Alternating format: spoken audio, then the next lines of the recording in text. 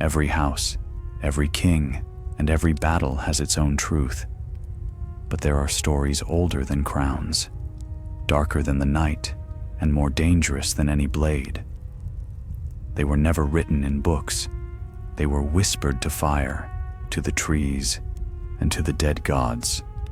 And today, we dare to uncover one of them. In the fading light of an autumn sun, the banners of House Targaryen fluttered crimson and black over the towers of King's Landing. Yet even as the city glowed beneath the dying fire of the day, whispers crept through its alleys and taverns like rats.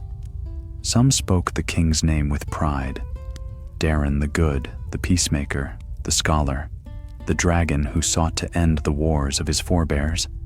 Others whispered another name, softer yet sharper, like a blade unsheathed in the dark: Demon Blackfyre.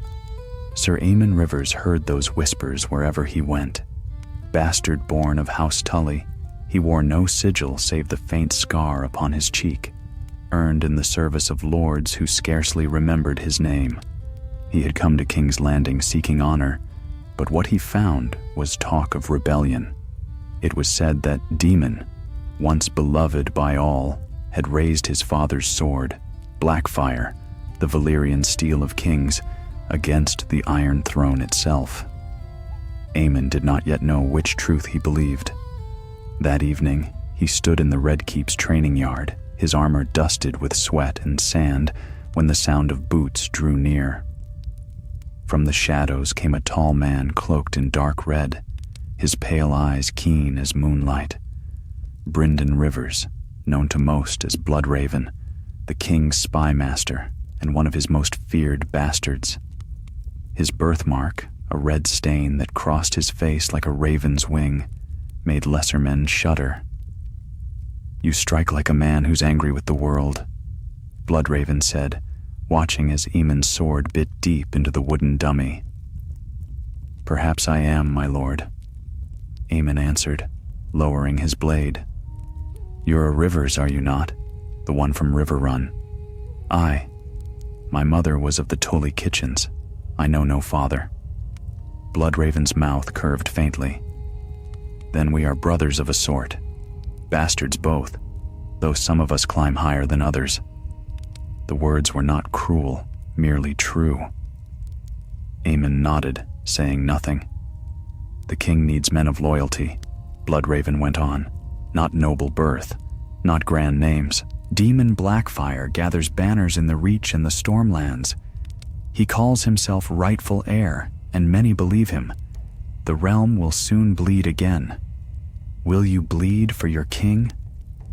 Aemon hesitated. He had heard tales of Demon, how he had led men in battle at 16, how he had been loved by knights and small folk alike. They said he was what a Targaryen ought to be: proud, strong, fearless. Daeron, by contrast, was a scholar who had wed his son to a Dornish princess and filled the court with peace talks and treaties. Yet something in Bloodraven's cold gaze told him this was no time for dreams. "I will, my lord," Aemon said at last.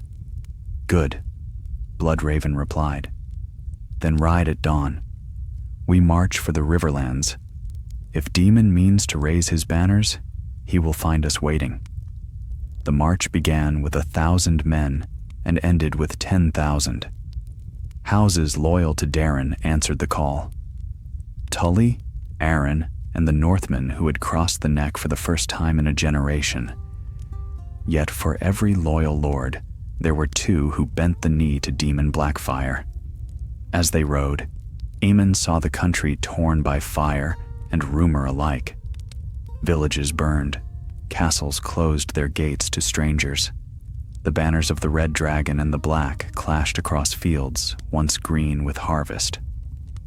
One night, by a riverbank, Aemon sat beside the campfire with a boy no older than 16, Sir Miles of Harroway, a squire with more courage than sense. "They say Demon carries Blackfyre into battle himself," Miles said, eyes bright, "that the sword sings when he draws it." "And what song does it sing?" Aemon asked quietly.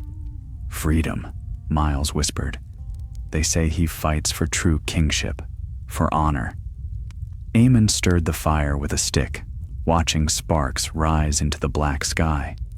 They always say that, lad, until the dead lie in heaps and the rivers run red.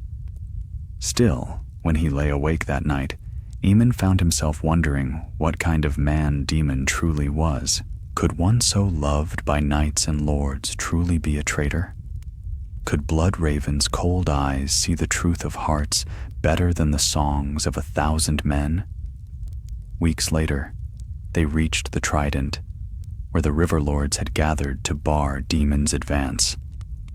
There, in the mists before dawn, Aemon saw the black banners of the rebellion rising like thunderclouds on the far shore. A horn sounded. The battle began. Steel met steel, and the air filled with screams. Aemon fought beside men he barely knew, his sword slick with blood and mud. Through the chaos, he caught glimpses of black armor glinting under the pale sun, a figure astride a warhorse, his sword burning with a dark light. Demon Blackfyre. Even from afar, Aemon felt the pull of him, the gravity of a man who seemed born to rule. Daemon's charge broke the River Lord's line like waves upon a cliff. Men cheered his name as though it were a prayer.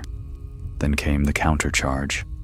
From the eastern ridge, Bloodraven's archers loosed a storm of arrows. The sound was like rain on iron.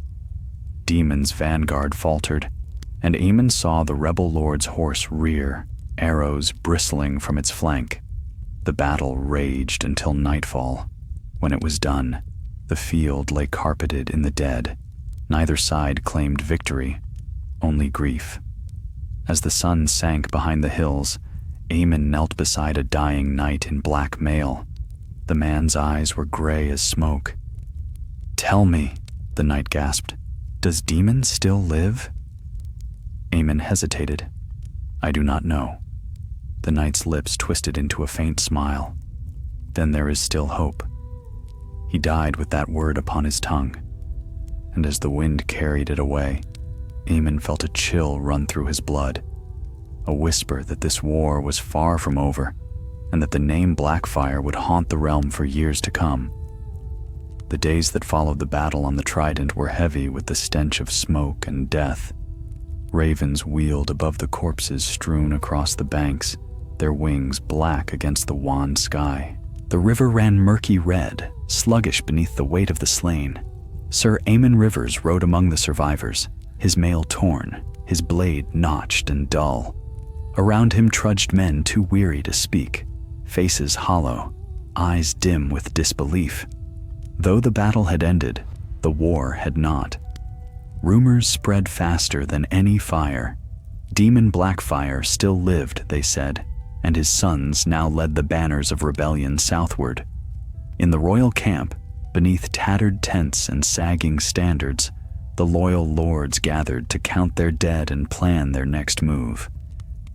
Bloodraven stood at the center, pale and unmoving, like a statue carved of ash. "The rebels retreat toward the Reach," said Lord Tully, his red trout crest darkened by mud. "They'll find allies among the high towers if we don't cut them off first." "They'll find graves if they ride that way," Bloodraven replied coldly. "But the real danger lies behind us. Bittersteel gathers stragglers in the Stormlands. If he unites them, Daemon will rise again stronger than before." At the mention of Bittersteel, the tent fell silent. Sir Aegor Rivers, the half-brother to both Daemon and Brynden, was a name spoken with dread. Where Bloodraven was cunning and cruel, Bittersteel was fury given form, a sword in human shape. Aemon stood at the edge of the council, listening. When the lords were dismissed, Bloodraven's pale eyes found him through the gloom. "Rivers," he said, "walk with me." They passed beyond the tents to the ridge overlooking the river. Night had fallen. The moon hung low, silvering the battlefield. "You fought well," Bloodraven said. "Few bastards earn a lord's notice. Fewer still survive long enough to keep it. I did my duty, Aemon answered.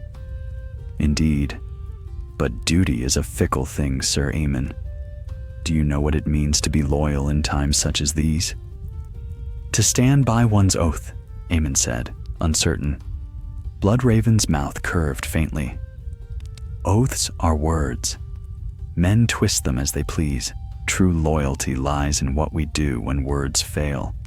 Daemon was once the king's brother, yet he chose to tear the realm apart for pride and prophecy.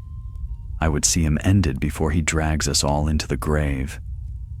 He turned, his crimson cloak stirring like smoke. You have a choice, Aemon Rivers. Serve me well, and I will see you knighted in truth. Refuse me, and you will die nameless among 1,000 corpses. I will serve, Aemon said, though the words came harder than steel. Bloodraven's smile was thin as a knife's edge. Good. Then ride south at dawn. You will carry my message to the Dornish marches. There is one who must receive it, a spy in Bittersteel's ranks. You will know him by the black hound he keeps. The journey was long and perilous. Aemon rode through lands scarred by war, villages half-burned, fields salted, roads littered with bones. Men who had once sworn to Daeron now bent knee to Daemon, and those who refused were hanged from their own gateposts.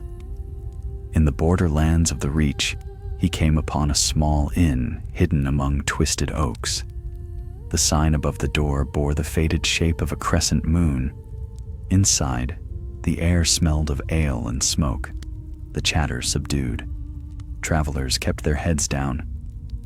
Aemon found the man he sought at the far end of the room, a lean figure in a black cloak, a scar along his jaw, and a great hound lying at his feet. Its eyes gleamed gold in the firelight.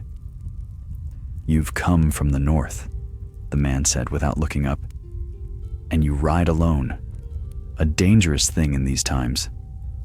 Some dangers are worth the risk, Aemon replied, taking the seat across from him. I carry a message from Lord Brynden Rivers. At that, the man's gaze sharpened. Then you're either very brave or very foolish. Perhaps both. The man's name was Sir Quentyn Ball, though most called him Fireball. Once a knight of the King's Guard, now a commander in Daemon's host. Yet Aemon soon learned this was no mere chance encounter. Bloodraven's spy was none other than the man who played both sides of the war, feeding secrets to whoever would shape the realm to his liking. Fireball poured them both a cup of wine. Tell me, bastard, he said softly. Do you know why men follow Daemon? Because he bears the sword Blackfyre, Aemon answered. Fireball laughed, a short, bitter sound. No, they follow him because he believes he was wronged, and belief is a sharper weapon than any Valyrian steel. Daemon thinks himself born to rule, and so do those who die for him. He leaned closer, his voice dropping to a whisper. But the sword itself, its true purpose, is known only to a few. Brynden knows it. So do I. You would do well to learn before you choose your side. Before Aemon could ask more, a horn sounded outside. Men shouted. The door burst open, and soldiers in black and crimson armor flooded the room. Bittersteel's men. Kill them both, their captain roared. Aemon's sword was out before the words were done. The hound leapt with a snarl, and the inn filled with chaos. Steel flashed, wood splintered, fire leapt from the hearth. Aemon fought as he never had before, parrying blows from every side. Fireball's blade cut through the smoke, swift and deadly. When the fight was done, a dozen men lay dead. The inn was aflame, the roof collapsing. Aemon staggered into the cold night, blood running down his arm. Fireball emerged beside him, coughing smoke. Go, the older knight rasped. They'll send more. Take the hound and ride north. Bloodraven must know what's coming. But you? I've danced too long between dragons, Fireball said with a weary smile. My time's done. Go, Sir Aemon. Tell your lord the sword is not what he thinks it is. Before Aemon could answer, Fireball turned back into the burning inn. Moments later, the roof fell and the light swallowed him whole. The hound whined softly, pressing against Aemon's leg. Above the trees, distant horns echoed, rebel riders closing fast. Aemon mounted and spurred his horse into the dark, the black hound keeping pace at his side. As dawn broke across the hills, Aemon looked back and saw the smoke rising like a black banner in the wind. He did not yet understand what secret Fireball had meant, but he knew this. Whatever truth lay behind the sword Blackfyre, men would kill and die for it until the realm itself was ashes. And so began the next chapter of his journey, one that would lead him deep into the heart of betrayal, where brothers turned against brothers, and every oath was paid in blood. The road north wound through barren hills and ruined villages, each one quieter than the last.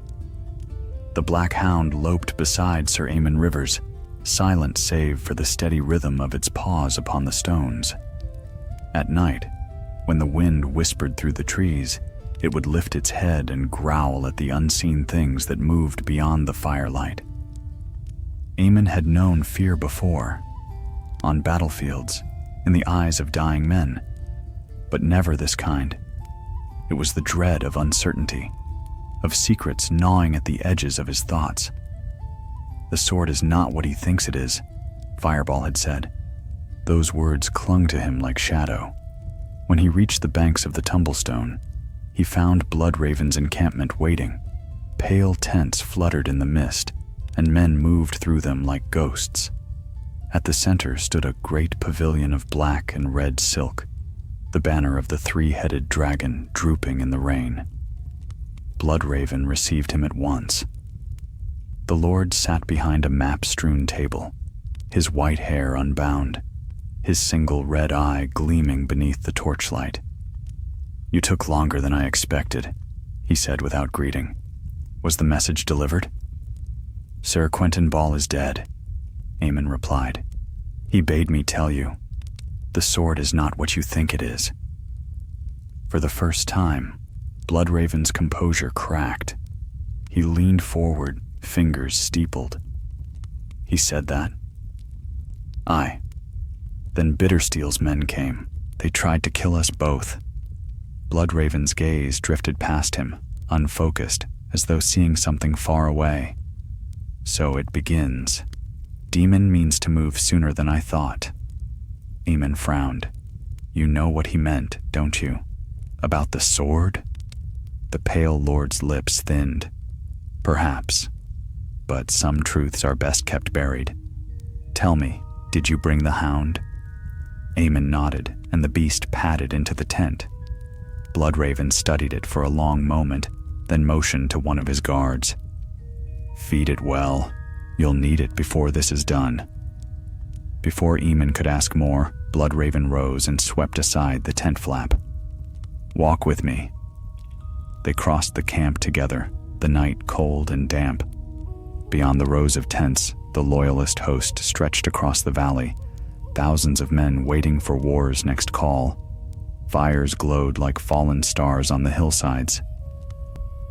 Do you know why Demon's claim has such power? Bloodraven asked as they walked.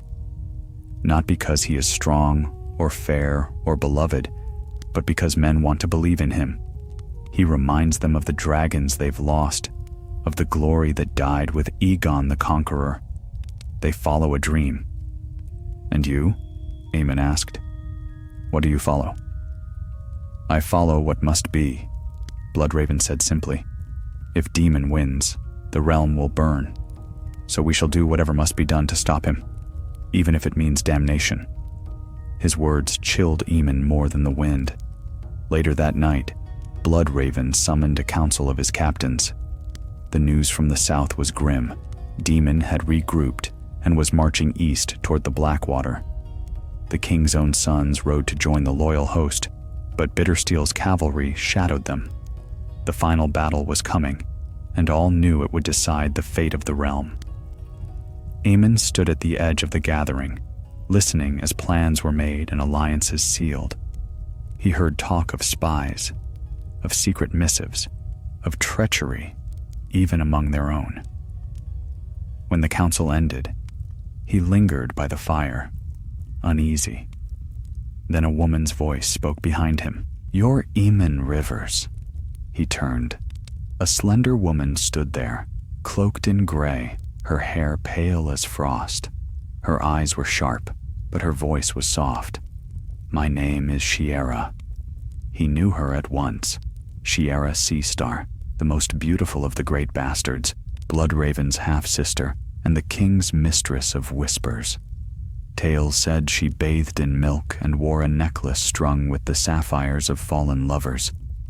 "You fought at the Trident," she said, "and lived. I was lucky." "There's no luck in war," she said, stepping closer. "Only choice. Tell me, Ser Aemon, do you trust my brother?" He hesitated. "I serve him." That wasn't my question. Her gaze lingered on him, searching, then softened. "You're not like the others. You still think this war can end with honor. It cannot. Brynden sees farther than most, but his sight is clouded by vengeance. Be careful what you give him." Before he could ask what she meant, she was gone, leaving only the faint scent of lilac and smoke. At dawn, the camp broke. 10,000 men marched east under banners of red and gold. Scouts brought word that Demon Blackfyre had taken position near the Redgrass field. His army spread along the ridges. The loyalists would meet him there.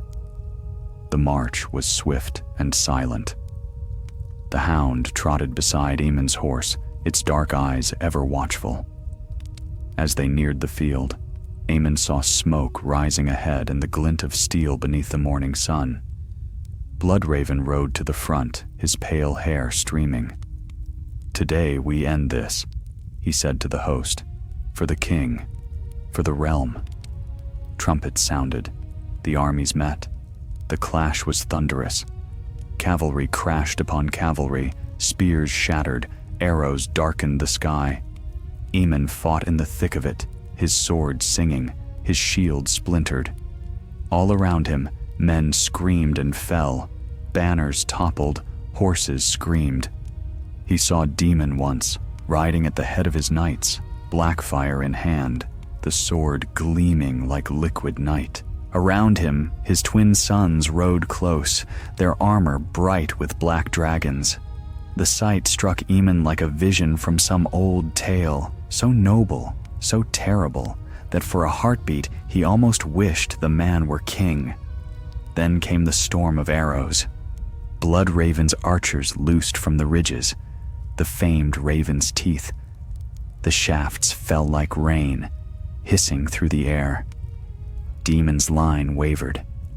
Aemon saw a black horse fall, then another, and through the haze of dust and blood, he glimpsed the moment that would echo through all the songs to come.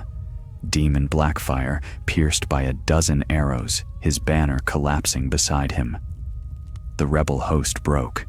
Bittersteel charged to avenge his half-brother, cutting through the king's men like a scythe. He and Bloodraven met amidst the slaughter, brother against brother, the red dragon and the black. Their swords clashed, sparks flying. Aemon, too far to aid, could only watch as Bittersteel carved his way clear and fled with what remained of Demon's sons. When the field fell silent, the sun was low, and the ground red with blood. The war was over. The black dragon was dead. Aemon dismounted and walked among the slain. Near a shattered banner, he found Demon's body. The man's face was calm, almost peaceful, as though he had merely laid down to rest. Beside him lay the sword Blackfyre, its dark metal glinting faintly. Aemon reached for it and stopped. For a moment, he thought he saw the blade shimmer, the air around it quivering like heat on stone. And in that instant, he understood. It was not just a sword. It was a symbol, a promise, a curse, perhaps something more.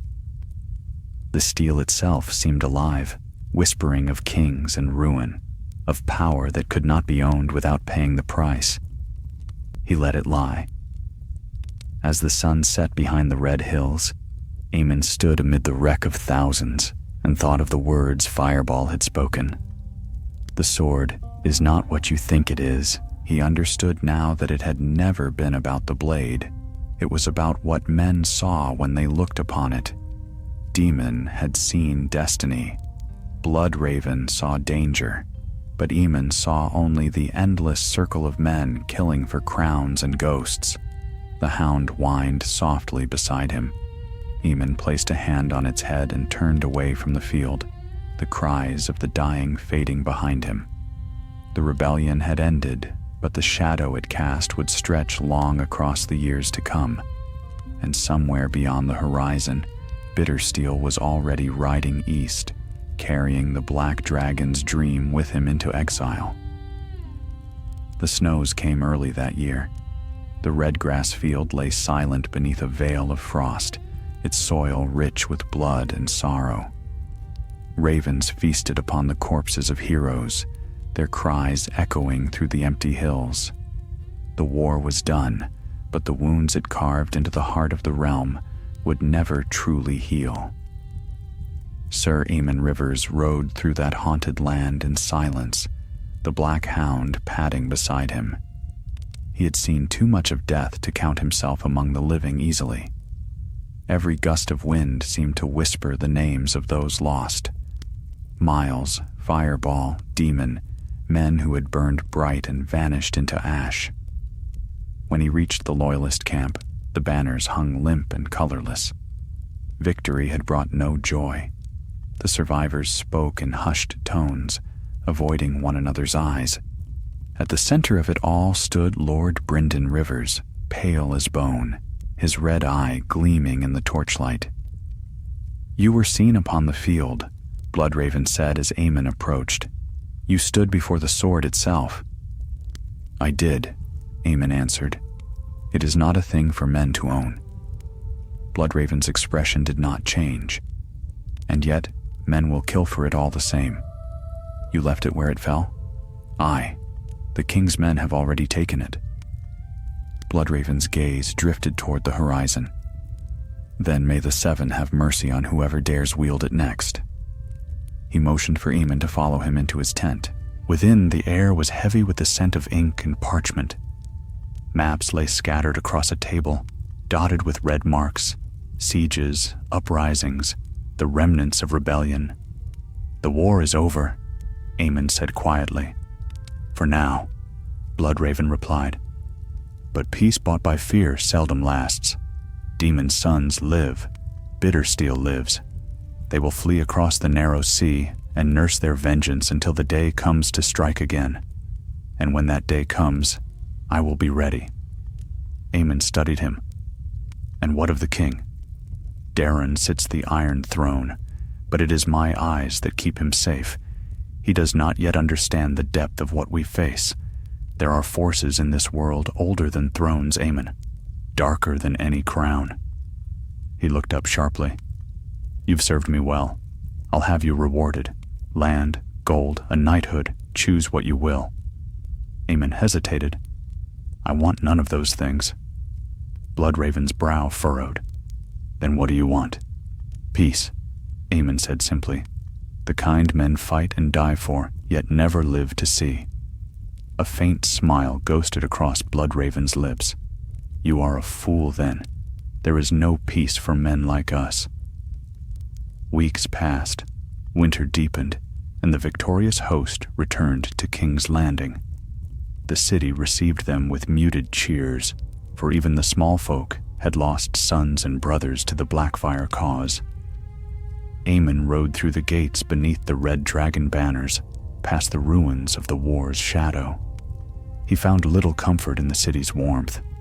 The gold cloaks patrolled every street, their eyes wary. Spies whispered in every alley. At the Red Keep, the court held a feast to celebrate the victory. Music filled the great hall, but joy was thin and forced. The high lords toasted the king, their smiles brittle as glass. Aemon stood apart, watching the glittering throng. Then he saw her again, Shiera Seastar, radiant in a gown of deep sapphire silk. Jewels shimmered in her hair like fragments of moonlight. She moved through the crowd as if born to it, her laughter soft and dangerous. When her gaze found his, she smiled and beckoned him closer. "So, the hero returns," she said, her voice smooth as wine. "I am no hero," Aemon replied, "only a soldier who lived where better men died." She tilted her head, studying him. "Modesty suits you poorly. My brother speaks of you often. He says you see truths he cannot. Bloodraven sees more than any man I've known. Yet he sees only forward, never inward," she murmured.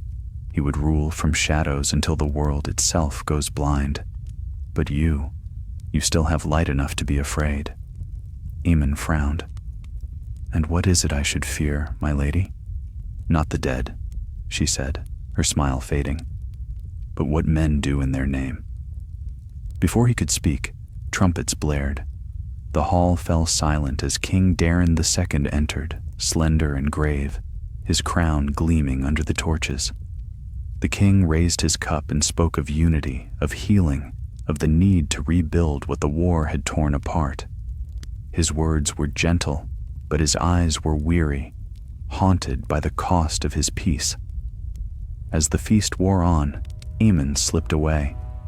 The revelry felt hollow, and his thoughts returned to the field of red grass, the whispering sword, the fallen kingmaker. He climbed the ramparts and gazed over the city, its lights flickering like distant stars. The hound joined him, pressing its cold nose against his hand. "What do you see, old friend?" Aemon murmured. "A kingdom at peace, or one waiting to bleed again?" The beast gave no answer. Behind him, a door creaked. Bloodraven stepped onto the parapet, his cloak snapping in the wind. "You should enjoy the peace while it lasts," he said. "The Blackfyres are gone, but their memory will return, stronger, hungrier." "You speak as if you welcome it," Aemon said. Bloodraven's pale gaze met his. "I do not welcome it. I prepare for it. There is a difference." He reached into his cloak and drew forth a scroll, bound with a black ribbon. "Orders from the king. You are to take command of the garrison at Harrenhal. The Riverlands must be watched. Bitter Steel has friends there still." Aemon's heart sank. "You would send me from the capital?" "I would send you where you are needed," Bloodraven replied. "Harrenhal is a place for those who understand ghosts. You will do well there." The words felt like both a command and a farewell. A fortnight later, Aemon rode west through sleet and shadow. The black towers of Harrenhal loomed over the God's Eye, vast and ruined, their stones twisted and blackened by dragonfire. The keep was half empty, haunted by whispers of its cursed past. There he made his home, training the garrison, keeping watch over the roads. Years passed, quiet but uneasy. The realm healed on the surface, yet the scars beneath never truly closed. Letters came from King's Landing, news of plots uncovered, of demon sons vanished overseas, of Bittersteel founding a new company across the sea, the Golden Company, sworn to one day return and claim the Iron Throne. When Aemon read those words, he felt the old chill return. The war was not over, it had merely gone to sleep. One night, as snow fell thick around the black towers, Aemon stood upon the battlements and looked out across the lake. Somewhere in the dark beyond, he fancied he saw the glimmer of steel upon the water, black as the memory of rebellion. The hound growled softly at his side. Aemon placed a hand upon its head, whispering to the night. "Let them come when they must," he said. "I'll be waiting." And though the wind howled and the lake lay still, he thought he heard, faint and far away, the echo of a dragon's roar carried on the winter air. Neither red nor black, but both, a sound that promised the fires of war would rise again. Winter thickened its hold upon the riverlands. Snow drifted down from leaden skies, muffling the world in silence. At Harrenhal, the lake lay frozen, and the vast black towers loomed like the bones of some ancient beast. Sir Aemon Rivers had grown used to solitude. The great hall echoed with ghosts, and the wind sang through the broken windows like a dirge. He had served here for 5 years under the king's peace, though peace in Westeros was always a fragile thing. The small folk whispered that the Blackfyres yet lived, that Bittersteel had gathered swords beyond the narrow sea, and that one day the black dragon would fly again. Aemon did not trouble himself with rumors. He drilled his men, kept the roads clear, and sent reports to King's Landing when the ravens would fly. But sometimes, when night came, he would climb to the battlements and gaze across the lake, remembering the sound of steel and the faces of those long dead.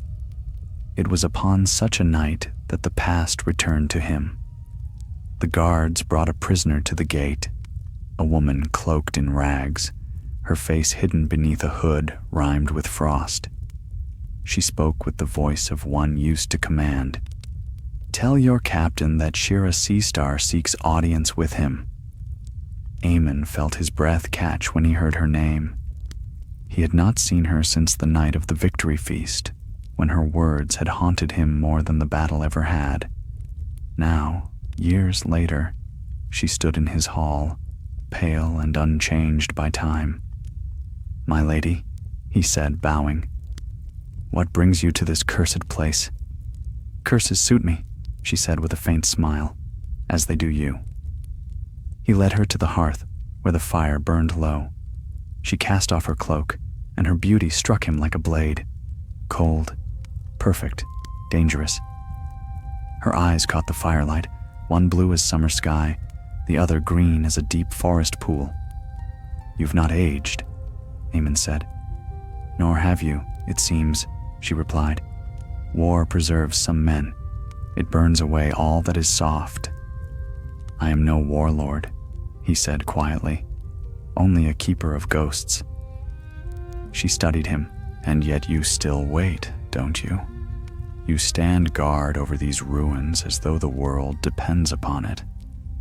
"Someone must." Shiera's gaze softened, though sorrow hid behind it. "You were always too noble for Bryndon's games. That is why I've come." At the sound of Bloodraven's name, Aemon straightened.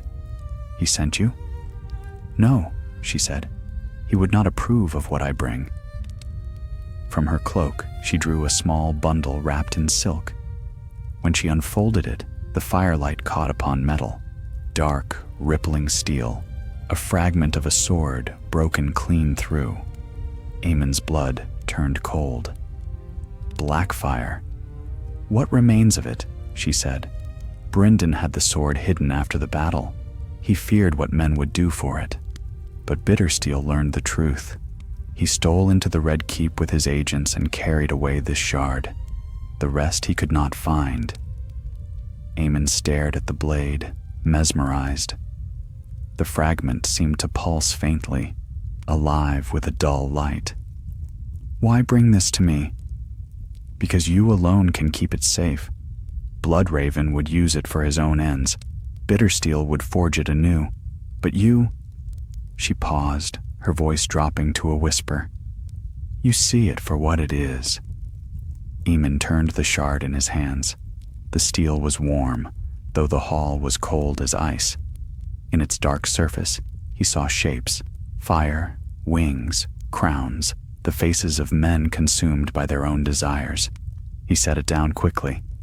"This thing has no place among the living," he said. It is cursed. All power is cursed, Shiera murmured. It is only a question of who bears it. That night, sleep would not come. The shard of Blackfyre lay wrapped upon the table beside his bed, whispering softly in the silence. Outside, the wind howled through the towers, rattling shutters like restless bones. Aemon dreamed of the red grass field, the clash of banners, the glint of Daemon's sword, the storm of arrows that had ended him. But this time, when he turned toward the slain prince, Daemon rose again, eyes burning red, the broken sword in his hand. "You think the war is done," the specter said. "But fire does not die. It waits." Aemon woke with a cry. The fire had burned low, and the hound stirred at his feet. The shard still lay on the table, glimmering faintly. By morning, riders had come from King's Landing. Their leader bore the royal seal and a letter from Bloodraven himself. "Sir Aemon Rivers," the messenger read, "you are commanded to return at once to court. There are matters of grave import that require your counsel. Bring with you any relics or prisoners of note. Signed, Brynden Rivers, Hand of the King." Aemon folded the parchment slowly. "He knows," he murmured. Shiera watched him from the hearth. "He always knows. That is his curse. Then I must go." "You cannot trust him," she said. "If you bring him the shard, he'll use it. He believes it can bind loyalty or destroy it. He sees only the weapon, never the wound. Then what would you have me do?" Her eyes gleamed in the firelight. "Hide it. Keep it far from both dragons, red and black. Let neither rise again." He hesitated. "You speak as if you wish to end the line of your own blood." She turned away, her voice barely above a whisper. "Perhaps I do." 2 days later, Aemon rode from Harrenhal beneath a sky heavy with snow. Shiera traveled beside him, her hood drawn low. The hound followed in silence, leaving deep prints in the drifts. They took the long road through the Kingswood, avoiding the main highways. Yet even there, the realm's unrest was plain to see. Villages burned by bandits, soldiers in mismatched armor calling themselves loyal to one king or another. On the third night, they camped beside a frozen stream. The fire cracked softly, the stars pale above. "Do you ever wonder," Shiera said, "what all this has been for? The war, the crowns, the oaths." "Oaths are the only thing that keep us from becoming beasts," Aemon said. "And yet men kill for them." "Because they forget what they mean," he replied. "Oaths are meant to protect the weak, not chain them." She smiled faintly. "You still believe in honor. I envy you that." He looked at her then, truly looked, and saw beneath her beauty a deep weariness. She had seen too much, lost too much. He reached for her hand, and for a moment she let him hold it. The warmth between them was fragile, fleeting, but it was real. When morning came, they were already riding again. The snow had stopped, leaving the world clean and still. Yet Aemon could not shake the feeling that unseen eyes watched them from the trees. As they neared the river crossing, a horn sounded in the distance. Shapes emerged from the fog, men in black and gold armor, their banners marked with the three-headed dragon split by a sword. "Bloodraven's men," Shiera whispered. Aemon's heart sank. "Then he knows we ride together." He turned his horse toward the forest. "Ride, my lady, to the north." They spurred their mounts into the trees as arrows hissed through the air. The hound leapt ahead, snarling. Behind them came the pounding of hooves and the shouts of pursuit. The chase tore through the woods until the world became a blur of white and shadow. Aemon loosed his sword, cutting down the first rider who drew near. Blood splattered the snow, steaming in the cold. At last, they reached the river, half frozen and treacherous. Aemon turned in the saddle, saw the riders closing, and made his choice. "Go!" he shouted to Shiera. "Cross while you can." She hesitated. "Aemon, go!" He wheeled his horse and charged into the fray, steel flashing, the hound at his side. Snow flew, men screamed, the clash of swords echoing through the trees. He fought like a man possessed, buying her every heartbeat he could. When the last of the riders fell, the woods were silent save for the river's icy rush. Aemon looked up to see Shiera on the far bank, clutching the bundle to her breast. Their eyes met across the water, full of words neither dared speak. Then the fog closed between them, and she was gone. Aemon staggered from his horse, blood dripping from his sleeve. The hound whined, circling close. He sank to his knees in the snow, breathing hard. "She'll keep it safe," he whispered. "She must." Above the trees, ravens circled, dark wings against a gray sky. Aemon knew they were blood raven's eyes, and that his half-brother would not rest until the shard was found. The war was over, yet the game had only just begun. The winter deepened, swallowing the realm in silence. Snow lay thick upon the woods of the riverlands, and the rivers themselves slept beneath a crust of ice. Sir Aemon Rivers rode alone through that frozen wilderness, his horse weary, his cloak torn and stiff with frost. The black hound padded beside him, a shadow against the white. He had not seen Shiera Seastar since that night by the river. Whether she had escaped Bloodraven's hunters, he could not know. He prayed she had, for if she had fallen, the shard of Blackfyre would fall with her, and the war that had claimed a generation might yet be reborn. At dusk, he reached a ruined sept by the roadside, half buried in snow. The seven-pointed star above its doors had long since cracked and fallen. Within, the air was still and cold, the altars covered in frost. Aemon tethered his horse beneath the eaves and kindled a small fire from what wood he could find. The hound lay near the flames, eyes glowing in the dark. Aemon unbuckled his sword and set it aside, his thoughts heavy as the snow outside.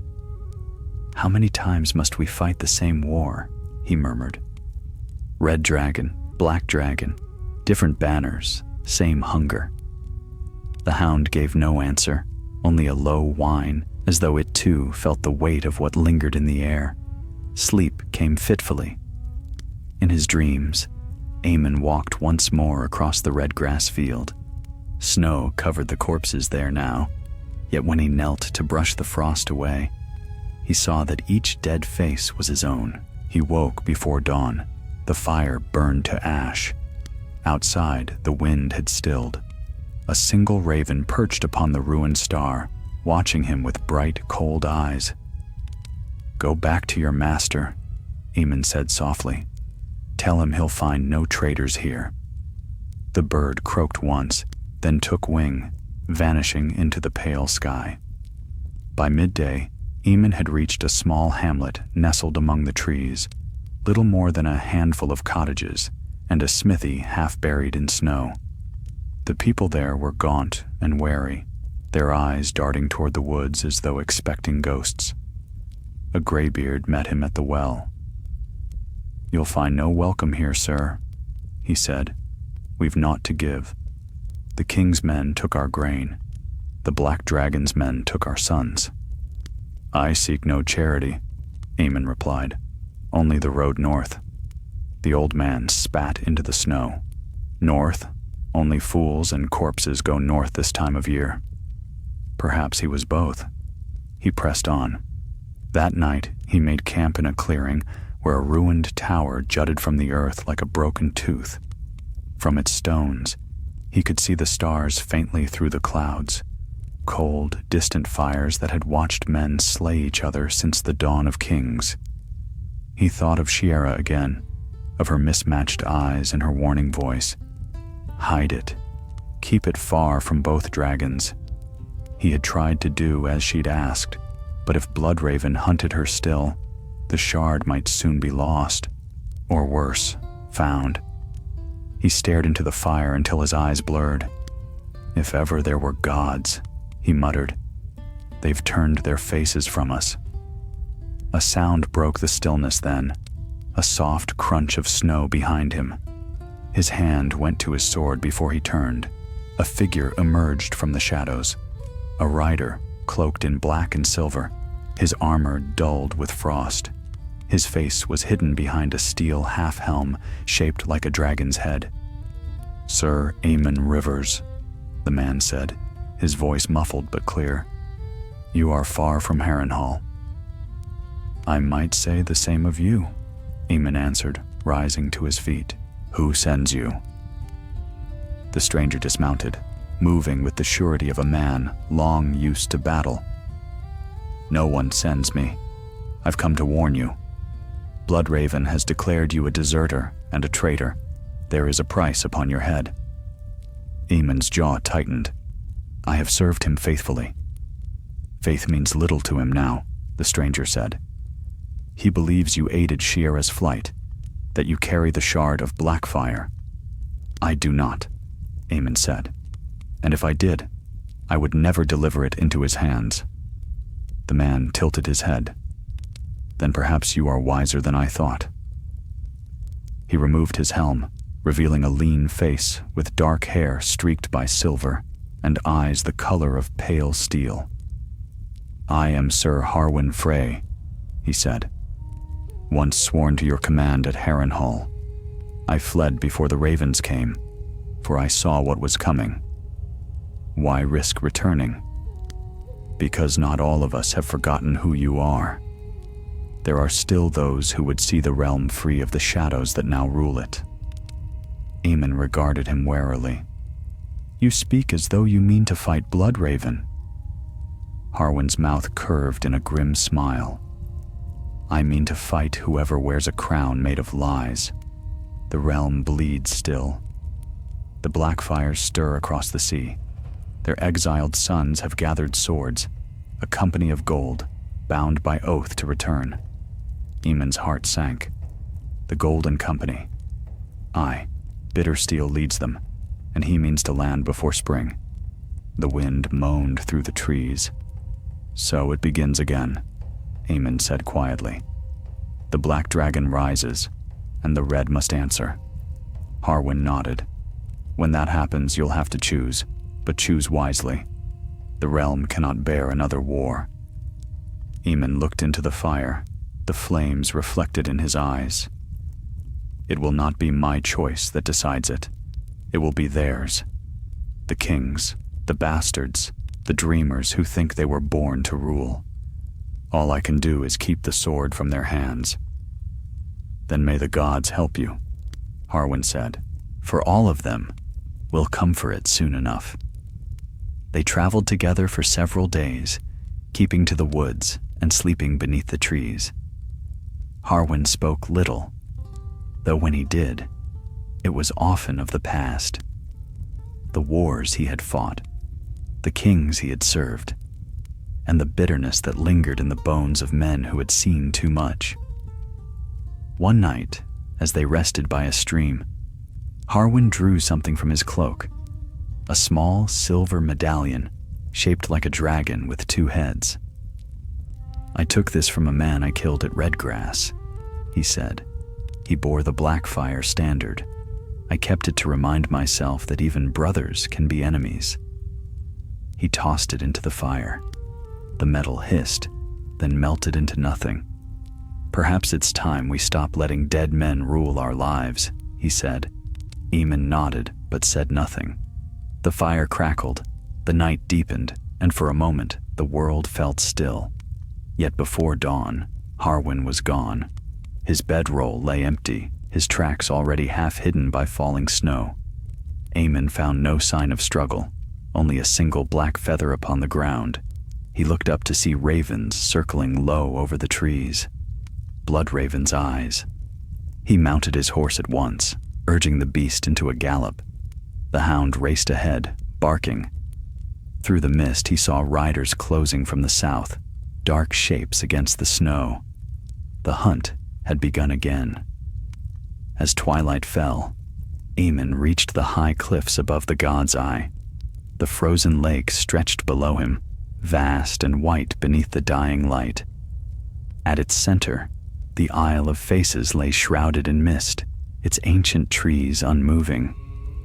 He had heard tales of that place, how the old gods watched from the carved faces of the weirwoods, and how even Targaryens feared to tread there. Perhaps that was why he rode toward it now. Bloodraven's men would never dare follow him into that hallowed silence. He spurred his horse down the winding path, the sound of pursuit fading behind him. Snow fell thicker, the world turning pale and formless. When at last he reached the shore, he dismounted and looked across the ice. The hound whined, uncertain. "It's the only way," Aemon said. He stepped onto the frozen lake. The ice groaned beneath his boots, but held. Step by step, he crossed the expanse, the mist closing around him. Behind him, the cries of the hunters faded into nothing. Ahead, the trees of the isle loomed, their white faces waiting. Whatever fate awaited him there, Aemon Rivers knew one truth. So long as the shard of Blackfyre remained hidden, perhaps the realm still had a chance to know peace. But as the wind rose and the mist swallowed the last trace of daylight, he could not help but wonder whether peace was ever meant for men such as he, bastards of war, bound to the sins of dragons.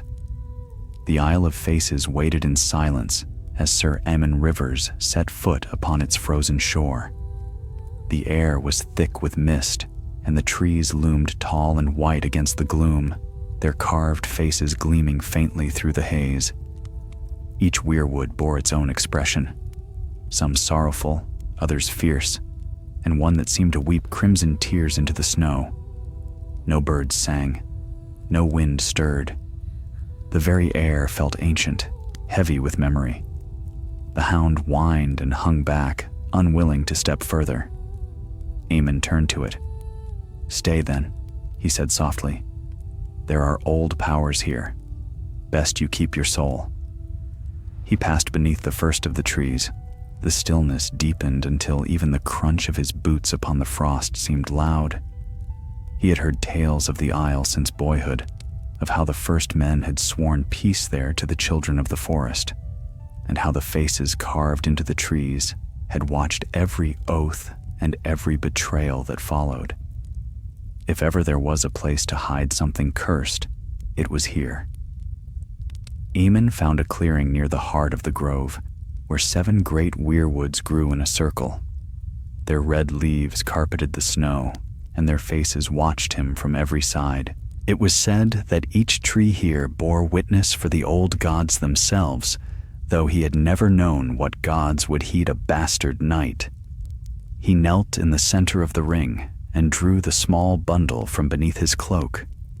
The shard of Blackfyre glimmered darkly as he unwrapped it, the mist swirling close as though drawn to its light. "Fire and blood," Aemon whispered. "Too much of both." He took up his dagger and began to dig at the frozen earth. It was slow work, the ground hard as stone, but he did not stop. When the hole was deep enough, he laid the shard within and covered it again with soil and leaves. "Let it rest," he said. "Let no king or fool find it again." But when he rose, the air shifted. The mist thickened, and the faces on the trees seemed to lean closer, their eyes bleeding fresh streams of red. A voice, faint as breath, drifted through the stillness. "You would bury fire in the heart of the world?" Aemon froze. The voice came not from one tree, but from all of them, a chorus of whispers that seemed to seep into his bones. "I seek only to end its curse," he said aloud. "Men have bled enough for that sword." "Blood calls to blood," the voices murmured. "The fire will not sleep forever." The mist swirled around him, and for a moment he thought he saw figures among the trees, small and slight, with eyes like golden amber and skin pale as moonlight. The children of the forest, if the old tales were true.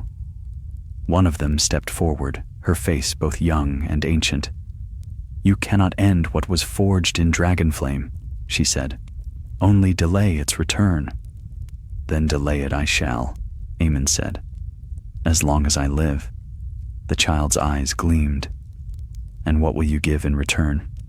He hesitated. "Whatever is mine to give." The wind stirred, carrying a sigh through the leaves. "Then your name," she said. "Your memory. No songs, no tales. You will live, but the world will not remember you. Your deeds will fade as the snow upon the lake." Aemon bowed his head. "So be it." The mist closed around him, and darkness claimed his sight. When he woke, he lay upon the cold ground beside the trees. The hole he had dug was gone, the earth smooth, untouched. The shard had vanished. The air smelled of rain, though no rain had fallen. The hound stood nearby, watching him warily. "Did I dream it?" he murmured. He rose and found that his horse was gone. No tracks marked the snow. Only the sound of distant water broke the stillness, the ice upon the lake cracking as the day warmed. He felt lighter somehow, though he could not say why. The memories of the war seemed fainter, as if seen through mist. Yet one thing remained clear. He had done what he must. He made his way to the shore and crossed back over the ice. It held firm beneath his steps, though the groaning sound followed him like a warning. When he reached the mainland, the hound bounded forward with a bark, breaking the spell of silence. The world beyond the lake seemed changed. The snows had lessened, and the air no longer bit so sharply. Days passed as he rode south once more, though he could not have said how many. Time blurred, dreams and waking bled together. In every village, he found strangers who looked upon him without recognition. Once, a passing soldier asked his name. "Aemon," he said. "Sir Aemon Rivers of—" But the words faltered. He could not recall the name of his house, nor the banners he had served. It was as though those memories had been swept clean, leaving only the ache of something lost. He traveled onward nonetheless. There were rumors everywhere he went. Rumors of unrest, of kings quarreling, of gold-hilted swords across the sea. Yet to Aemon, they seemed like echoes of a story long ended. He had walked too deep into its shadow to fear it any longer. One evening, he came upon a small village near the Trident. The people were poor but kind, and when they learned he could wield a blade, they begged him to stay. "Bandits come down from the woods," the reeve told him. "We need a protector." Aemon agreed. He took up residence in a simple cottage near the river, teaching the village boys to fight, helping mend the walls, and keeping watch at night. The hound never left his side. Years passed, his hair grew silver, and his strength waned, but the peace of that quiet place soothed him. Children grew, seasons turned, and though he dreamed at times of fire and dragons, he never spoke of them. Once, a traveler from King's Landing stopped at the village inn and spoke of the past, the Blackfyre rebellion, the Redgrass field, the death of Demon, and the exile of his sons. "There was a knight who fought there," the traveler said, "a bastard of the Riverlands. Some say he turned the tide at the end, but no one remembers his name." Aemon listened in silence, a faint smile upon his lips. "Names are wind," he said. "What matters is what they did." "Perhaps," the traveler said, puzzled. "But it's strange, isn't it, for such a man to vanish from all the songs?" "Perhaps he wished it so," Aemon murmured. That night, when the village slept, he walked to the riverbank and looked up at the stars. The hound sat beside him, its muzzle now flecked with gray. The water murmured softly, carrying the reflection of the sky. "Do you remember, old friend?" he asked. "The field, the fire, the blood?" The hound tilted its head, then rested it upon his knee. Aemon sighed. "Good, let it be forgotten." He sat there until dawn, watching the first light spill across the world. Somewhere far to the south, new wars were being kindled, new kings rising and falling. But here, by the river, the world was still. And when at last he closed his eyes, it was with the quiet certainty that he had kept his vow. The shard of Blackfyre would sleep beneath the roots of the weirwoods, hidden from all who sought it. The dragons might roar again in some distant age, but not in his time, not while the Isle of Faces kept its watch. Thus ended the tale of the nameless knight, the bastard who buried the fire, and though no bard ever sang of him, the gods, old and new, remembered. Years turned like slow wheels upon the frost. The wars of dragons faded into the songs of minstrels, and the common folk spoke of them only in whispers. Sir Aemon Rivers lived quietly by the trident, a gray-haired man whose sword arm had grown stiff, but whose gaze remained sharp as tempered steel. None in the village knew his story. To them, he was simply the old knight, the one who guarded the road and mended the bridge, who taught their sons to hold a blade straight and their daughters to string a bow. The black hound never left him. It slept by his hearth and limped after him when he walked the riverbanks. The children of the hamlet loved the beast, though they said its eyes were too knowing for a dog's. Aemon said little. He had long since ceased to wonder at strange things. Peace had a rhythm of its own. Seasons rolled one into another, the river swelling with spring melt and shrinking to a whisper come winter. Yet Aemon knew peace was only the pause between storms. He had seen too much of men's hearts to trust the stillness of the world. One night, as he mended a net by the hearth, there came a knocking at his door. When he opened it, a boy stood outside, cloaked in rain. His face was pale, his eyes wild with fear. "Sir," the boy gasped, "they've come. Armed men on the road. They bear black banners." Aemon's blood ran cold. "How many?" "Dozens, maybe more." The old knight took down his sword. Though his hands trembled, his eyes did not. He told the boy to warn the villagers and send them to the caves beyond the river. "Tell them not to look back," he said. When the boy fled, Aemon turned to the hound. "So it begins again," he murmured. The beast growled, low and eager. Outside, the wind drove the rain sideways, and thunder rolled across the sky. By its flashes, Aemon saw them coming. Riders in dark armor, their cloaks heavy with wet, their banners marked by a black dragon upon red. He rode to meet them on the bridge. The old stones glistened underfoot, slick with rain. The lead rider drew up his horse, lowering his hood to reveal a scarred face. "I seek the one they call Aemon Rivers," the man said.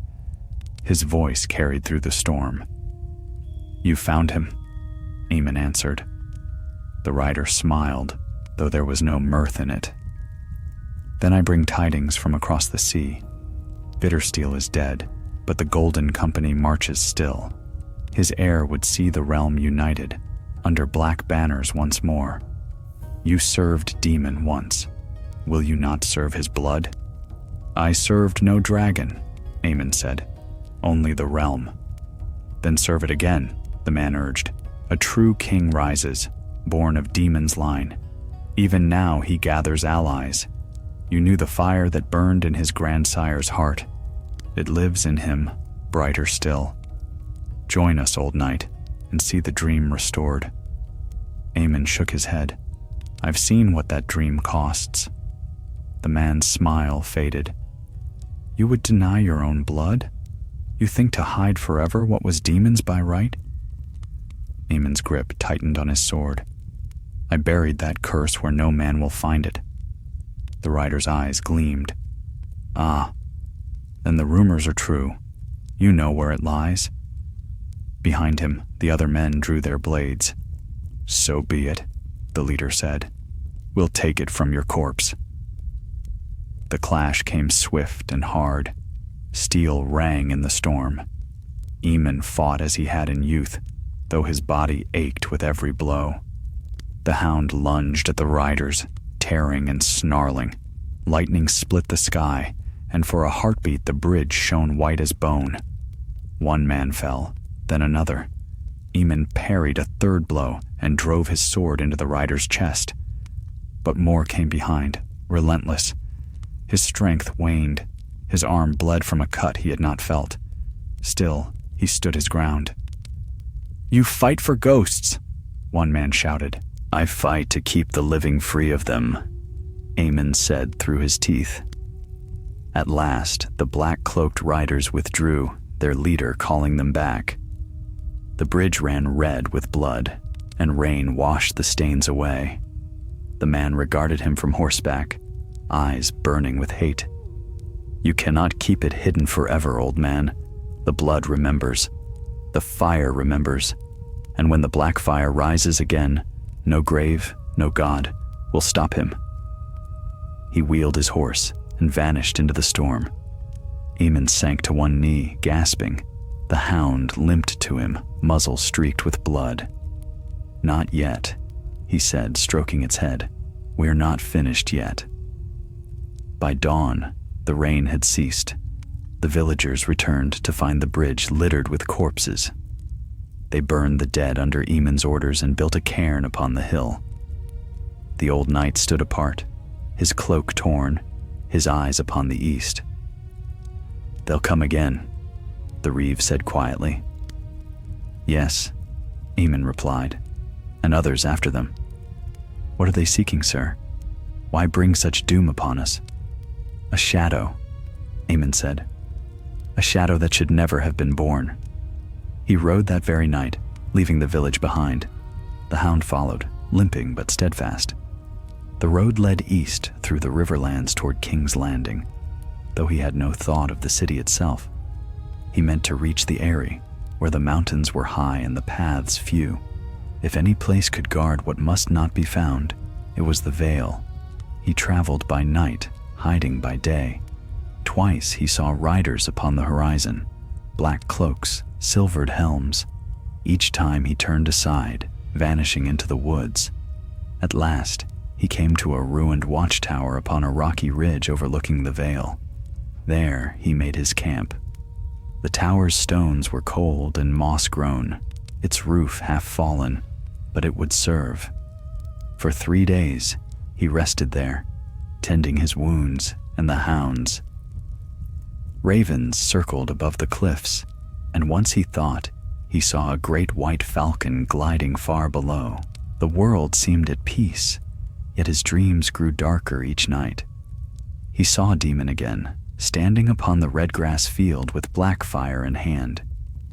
You cannot bury flame, the dead prince said. You can only feed it. When Aemon woke, the air smelled of smoke, though the fire had long gone out.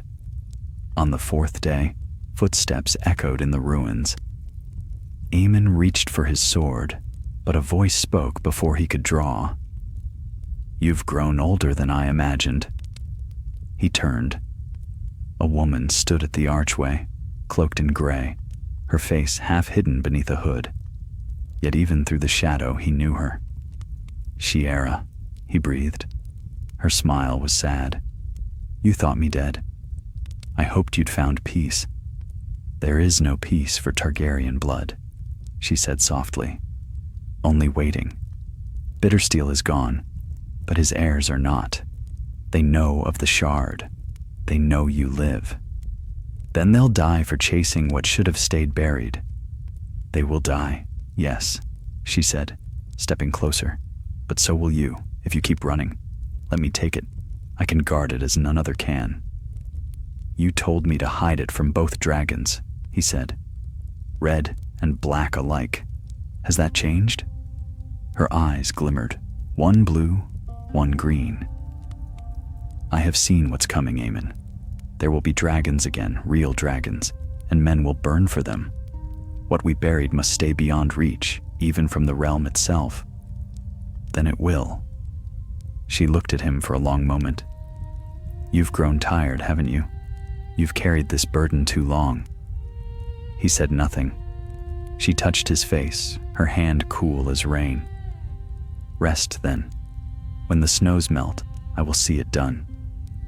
And though he did not wish to sleep, he felt his strength ebb as her words wrapped around him like a spell. The world dimmed, the wind hushed, and the last thing he heard was her whisper, "Sleep, Aemon Rivers. The fire sleeps with you." When the villagers found him months later, the tower was empty, save for a sword upon the stone floor and a black hound keeping watch beside its master's bones. They buried the knight upon the ridge, beneath the same cairn he had once raised for others. The hound vanished into the wilds, and some say it still roams there, guarding something no man dares seek. And as for the shard of Blackfyre, none could say where it lay. Some whispered it had been carried far across the narrow sea. Others said the Isle of Faces had swallowed it whole.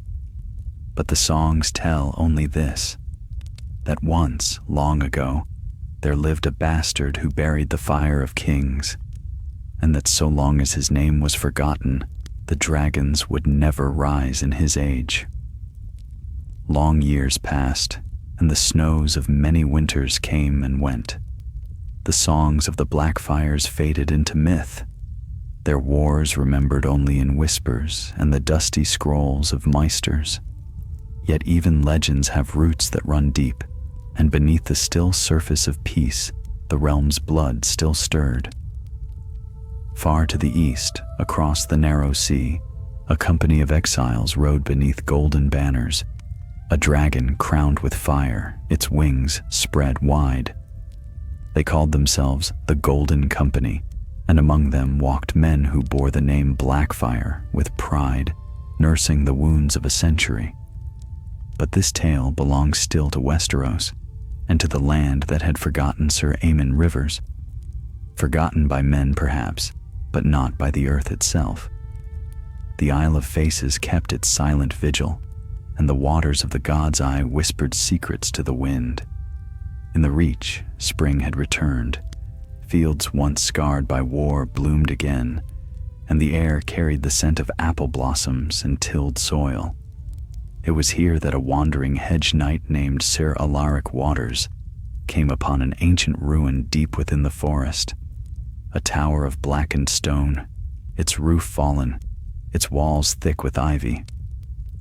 Alaric was a bastard like many before him, born to a minor house and little fortune. His horse was thin, his sword nicked, but his eyes were bright with the restlessness of youth. He had heard the old tales, of course. Every boy who took up a sword had heard of the Blackfyres, of Daemon the Handsome, who defied a king and died for it, of Bittersteel, who had fled east to found his Brotherhood of Gold, and of the bastard knight who had buried the fire. The songs said he had been nameless, but Alaric had a strange fondness for that tale. There was something noble in a man who fought to keep others from the madness of crowns. As he dismounted to rest his horse, the wind changed. It carried with it a faint whisper, like words too soft to hear. He turned, hand upon his sword, but the forest lay still. Then he saw it. Half buried beneath roots and moss, a stone slab jutted from the earth. A cairn of weathered rocks marked a grave long forgotten. Upon its surface was a symbol, a faint carving of a three-headed dragon, struck through by a sword. Curiosity overcame caution. Alaric brushed the moss away and read the worn inscription beneath. "Here lies one who kept his vow." He frowned. The words stirred something deep in him, though he could not say why. He knelt and traced the sigil with his fingers. The air seemed colder here, though the sun shone high above. Something gleamed beneath the roots, a glint of metal, half hidden in the soil. Alaric hesitated only a moment before digging it free. It was a small fragment of dark steel, dull with age yet sharp along one edge. The moment his fingers closed around it, he felt the heat. A pulse ran up his arm, fierce and living, as though the shard itself still burned with the fire of dragons. The world around him dimmed, the forest vanished. For an instant he saw a field of red grass under a storming sky and a man in black armor standing knee-deep in blood. Then the vision was gone. The forest returned, quiet but watching. Alaric dropped the shard, gasping, but it did not fall. It clung to his palm, drawn to his skin like a lover to flame. He pried it free at last, wrapping it in his cloak. "What devilry is this?" he muttered. From the shadows, an old voice answered, "That, boy, is no devilry. That is history." Alaric spun, his sword leaping into his hand. An old man stood at the edge of the clearing, cloaked in brown, a raven perched upon his shoulder. His face was thin and pale, his eyes sharp as broken glass. "Who are you?" Alaric demanded. "Once I was called many things," the old man said. "Hand of the king, spy master, kinslayer. Now I am but a keeper of secrets." The raven upon his shoulder croaked once. Alaric's breath caught. "Blood raven," he whispered. The old man's mouth curved faintly. "So the songs remember me still. Pity they do not remember the truth. You're dead." "I was," Bloodraven said, "or near enough. Death and I have an understanding. He lets me watch the world that I helped break." He stepped closer, his gaze fixed upon the bundle in Alaric's hands. "You found it, didn't you?" Alaric's fingers tightened around the cloth.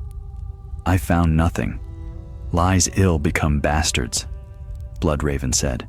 "I knew the man buried here. He was my brother, one of many. Eamon Rivers, they called him. He gave everything to keep that shard from men like you." "I mean no harm," Alaric said. "I thought it was scrap, nothing more." "There is no scrap in that steel," Bloodraven murmured. "It is all that remains of Blackfyre, the sword that unmade kingdoms, the blade that turned brother against brother, and now it wakes again." Alaric shook his head. "If it's cursed, I'll throw it into the sea." Bloodraven's pale eyes narrowed. "You could, and it would return. Fire cannot drown, boy. You think it chance that you found this place? The sword calls to its own. It seeks hands to wield it. I want no part of your ghosts. Want has little to do with it," said the old man. "The Blackfyres across the sea will hear of this soon enough. They will come, and when they do, you will have to choose, as we all did. Will you bear the curse or break it?" Alaric stepped back. "You speak in riddles." "All truths sound like riddles until it's too late," Bloodraven said softly. "Take my warning, flee from this place, and bury what you found deep. If you linger, it will bind itself to you, and all the wars of dragons will rise again." Before Alaric could reply, the mist thickened. Bloodraven's form wavered, fading like smoke. Only the raven remained, watching him with one red eye. Then it took flight, vanishing into the trees. For days, Alaric tried to rid himself of the shard. He cast it into a river, but it washed ashore at his camp by morning. He buried it beneath a stone, but when he woke, it lay upon his chest, gleaming faintly in the moonlight. At last, he bound it in cloth and hid it within his saddlebag. "If I cannot lose it," he told himself, "I will find one who can." He rode north toward Old Town, seeking the maesters of the Citadel, for if any lore in the world could explain such a curse, it would be found among their chains. but word travels faster than riders. Before he reached the Honeywine, he heard talk in the taverns of sellswords landing in the Stormlands, of ships bearing a black dragon sigil. The Golden Company had returned to Westeros, and they were looking for a sword. Alaric pressed on, riding by night, avoiding the main roads. The shard's weight seemed to grow heavier with each mile. At times he thought he heard it whisper, soft, seductive, promising glory, vengeance, and the love of men who called themselves kings. When he reached the outskirts of Old Town, the high tower's light burned bright above the mist, but so too did campfires beyond the city walls, soldiers in black and gold. He dismounted, watching their banners ripple in the wind. Somewhere among them, perhaps, a descendant of demon Blackfyre himself waited, dreaming of the throne that had slipped from his forefathers' grasp. Aemon Rivers had buried the fire once, but now, as Alaric felt the pulse of the shard against his chest, he knew what the old knight must have feared most. Fire never dies. It waits, patient and hungry, until someone foolish enough dares to wake it again. And the dragons, red and black alike, were stirring once more. The spring rains came hard that year, beating the dust from the roads and turning the rivers of the Reach into torrents.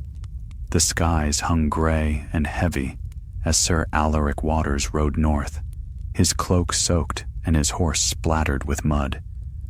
The shard of dark steel, bound in a strip of oiled cloth, lay hidden in his saddlebag, though he could feel its heat even through the leather, as if the thing breathed. At night, when he stopped to rest, he sometimes dreamed. In those dreams, he saw dragons wheeling over a burning field, their shadows vast upon the earth. He saw a sword of black flame in the hands of a warrior whose face he could never see, and heard a whisper, low, insistent, familiar. Blood calls to blood. He would wake drenched in sweat, his hand upon his sword, the fire dead to embers, and the hound at his side growling into the dark. For he had found a hound now, a stray he'd taken on the road near Bitterbridge. Black as coal, its eyes were pale gold, and though it bore no collar, it followed him as if it had always been his. Old ghosts, he muttered one night as he fed the hound scraps of salt pork. You've no cause to follow me. I've no war to fight. The hound only stared, as if it knew better. By the time Alaric reached the river town of Ashford, the roads were thick with rumor. The Golden Company had crossed the sea in secret, landing in the Stormlands under the banner of a false king, one who claimed descent from demon Blackfyre himself. Demon's blood walks Westeros again, a sellsword told him in the tavern. They say the boy bears the same sword, Blackfyre reborn. Alaric kept his face still. A fine tale, he said lightly, but that sword was lost 100 years ago. Lost? The sellsword laughed. You think the Golden Company would march without proof? They have it, mark me. Steel black as night, forged in dragon flame. It's said to burn in the wielder's hand. Alaric rose at once, tossing a coin upon the table. The shard pulsed faintly in his bag, warm as a heartbeat. If the sellsword's words were true, then the steel he carried was no simple relic. It was part of something greater, and something had woken it. He left Ashford before dawn, riding hard for King's Landing. If any still lived who remembered the Blackfyre Wars, they would be found there. Perhaps even the old hand, Brynden Rivers, if the tales of his death had been lies. 3 nights later, he came upon a ruined watchtower along the Mander, its stones dark with rain. The hound barked once and stiffened, hackles raised. Easy, Alaric said, but even he could sense it. Someone waited inside. A woman stepped from the shadows of the archway. She wore a cloak of gray wool, soaked through, and her hair hung pale as moonlight. Her eyes, one blue, one green, caught the torchlight. "You should not have come this way," she said. Alaric froze. "Who are you?" "Once I was called Shiera," she said softly. "Now I am only what remains of her." The name struck him like a blow. He knew it from the old stories. The sorceress of the court, lover of Bloodraven, half-sister to kings. "You're dead," he said. "Death is only another road," she replied. "You walk it even now." She looked to his saddlebag, and her lips curved in a sad smile. "You found the shard." Alaric's hand went to the bag instinctively.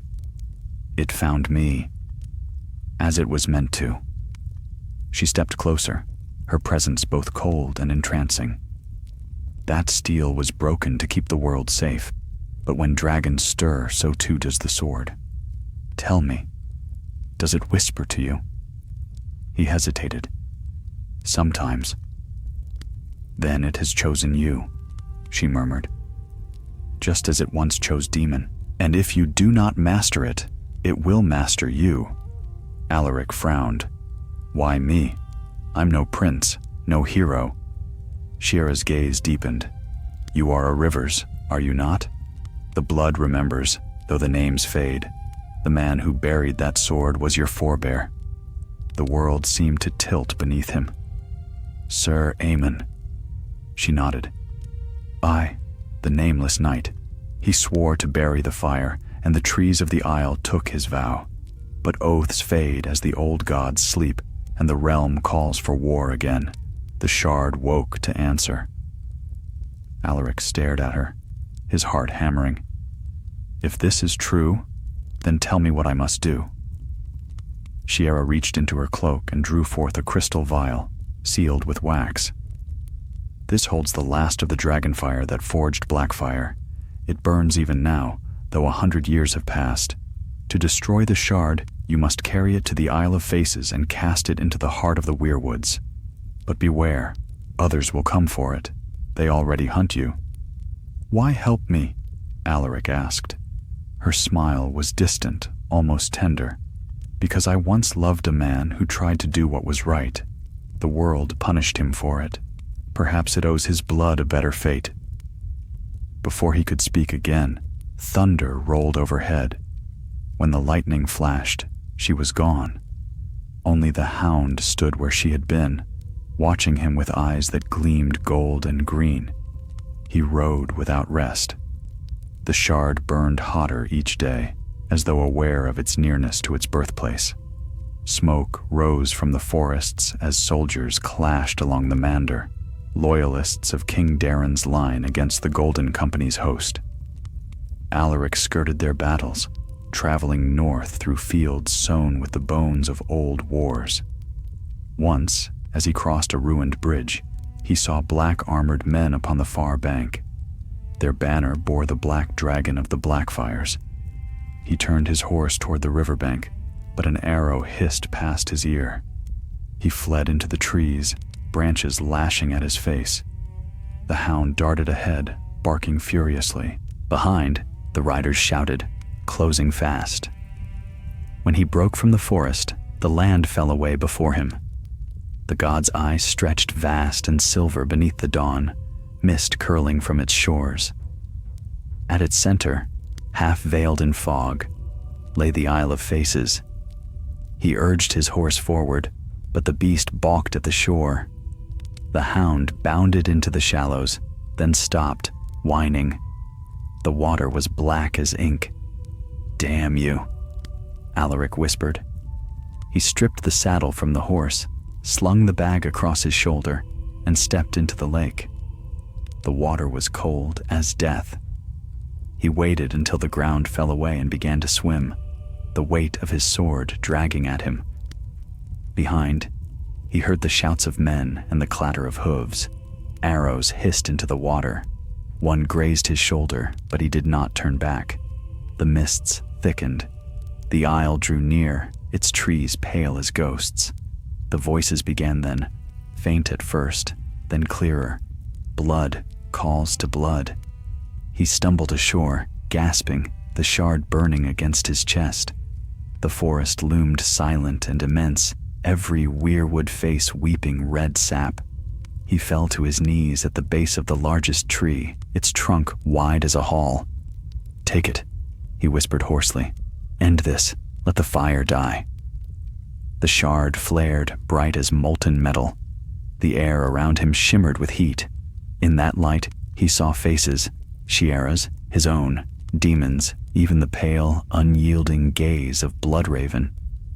Then the ground opened. Roots coiled upward, wrapping around his hands, his arms, his chest. The shard slipped from his grasp, sinking into the earth. The light dimmed, the voices stilled. When the mist cleared, Alaric was gone.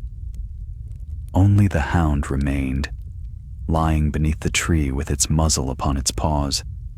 Years later, a fisherman rowing upon the god's eye swore he saw a light upon the isle, like a single star burning red among the trees. The maester said it was nonsense. The wars were over. The dragons were gone. But in the deep places of the world, the old powers stirred, remembering. And beneath the roots of the Isle of Faces, a shard of black steel pulsed faintly in the dark, waiting, dreaming, as all fires do. The tale of Sir Alaric Waters became another whisper lost to time, carried on the winds that swept across the god's eye. Seasons turned, kings rose and fell, and the war drums quieted for a generation. Yet the Isle of Faces remembered. Beneath its weirwoods, roots entwined around a buried shard of Valyrian steel, and the earth itself seemed to hum with an ancient, restless power. In the halls of men, the age of dragons was dead.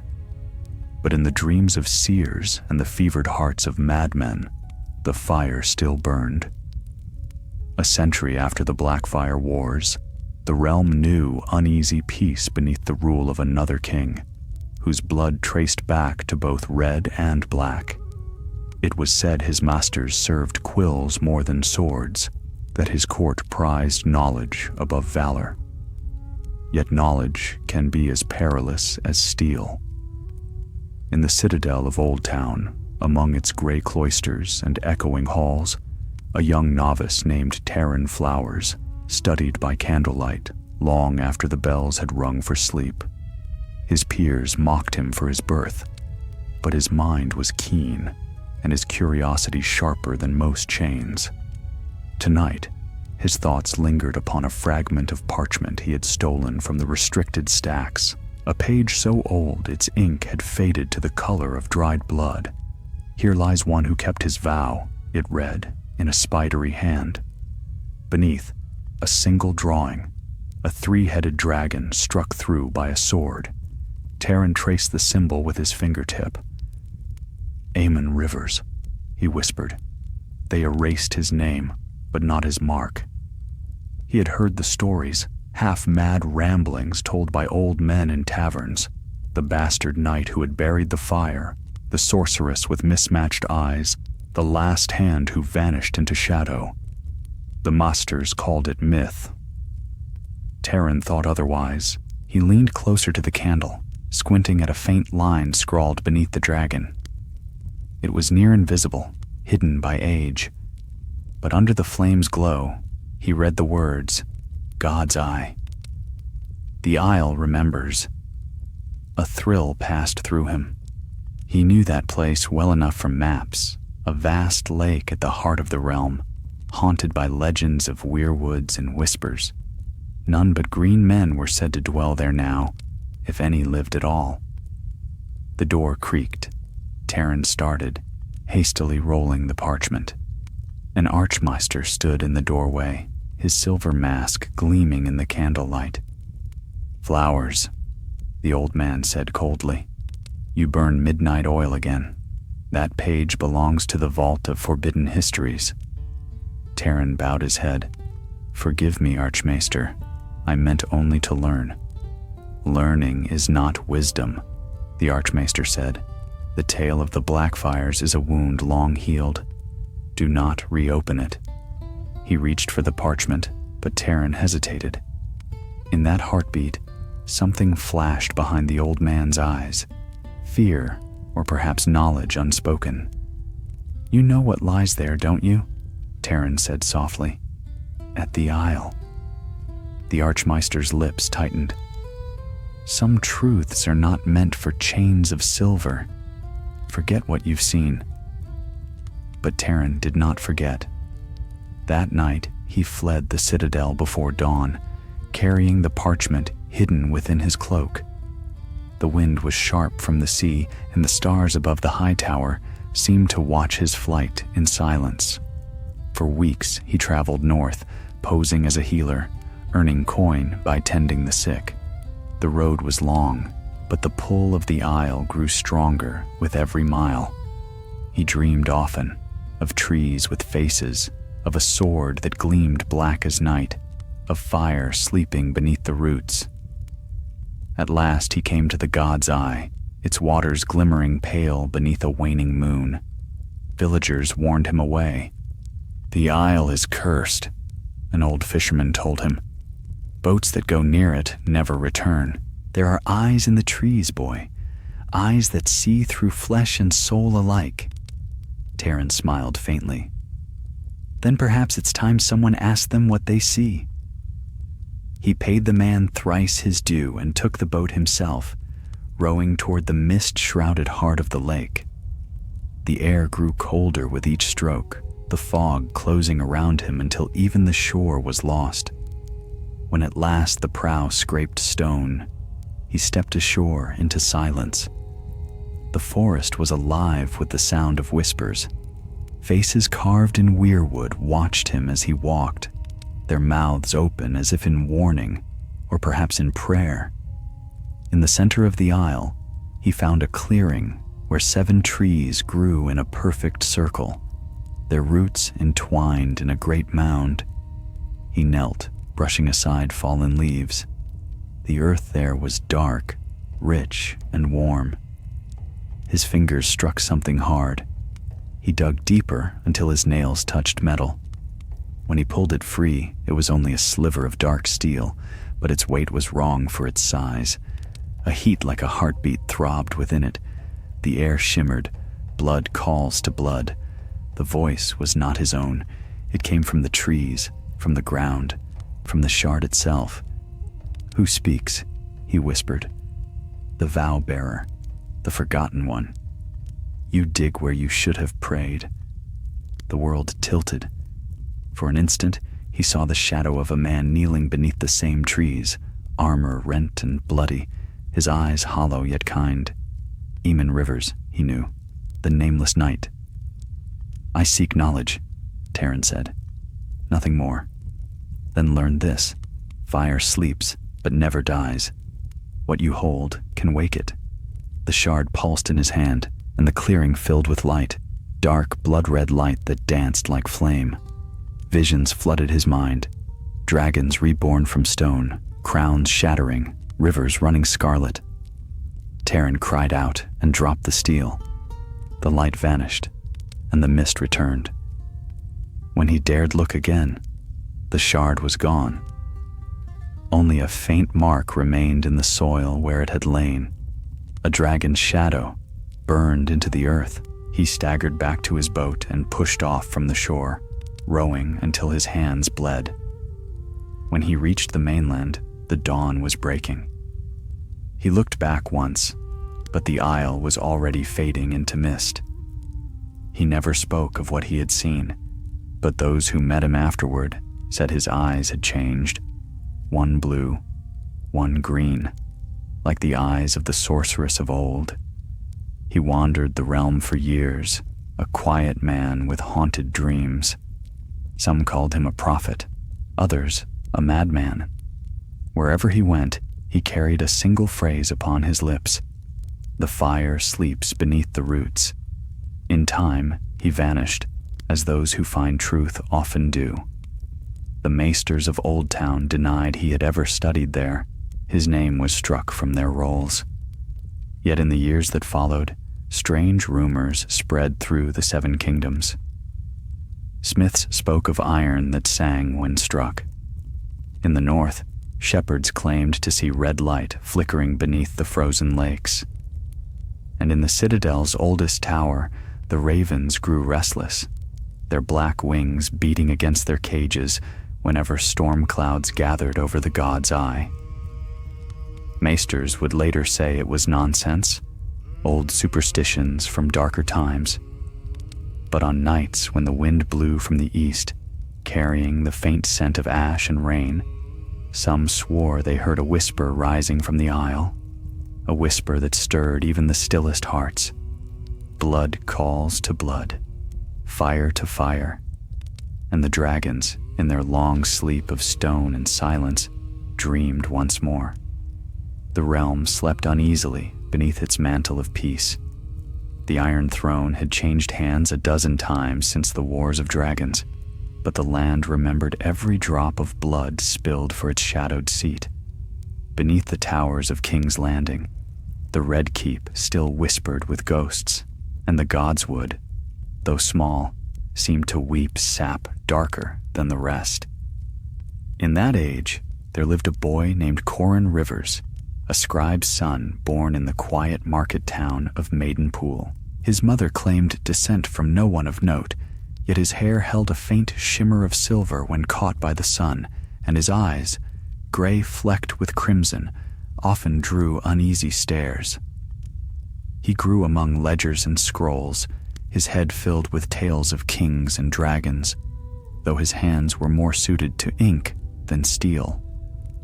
One evening, as he sorted old parchments in the Hall of Records, he came upon a brittle scroll bound in black thread. No seal marked it, yet the ink upon its face burned red as dried blood. To the one who bears my name, though I have none, it read, "Seek the isle when the moon bleeds. The vow endures. The fire sleeps, but dreams." He frowned, unrolling the parchment further. Beneath the words lay a sigil he had never seen. 3 dragons intertwined, their wings shaped like blades. That night, sleep fled him. He dreamed of a lake vast as the sky, its surface glassy and still. Beneath the waters pulsed a dim red light, like a heart beating in the deep. Then came the voice, soft, distant, calling him by name. When he woke, his chamber was cold as a tomb. Outside, the moon hung low and red above the sea. By dawn, he was on the road, the letter hidden beneath his cloak. He rode a borrowed horse west through rain-slick fields, driven by a longing he did not understand. The road carried him to Harrenhal, its towers black and broken against the gray horizon. No lord ruled there now. The castle stood empty save for crows and memories. Within its vast hall, he found carvings etched deep into the stone, marks of swords, old and new.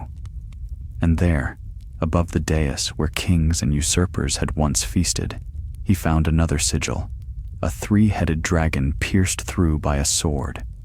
Corin traced the symbol with his fingers. The stone felt warm. "Not many remember that mark," said a voice behind him. He turned sharply.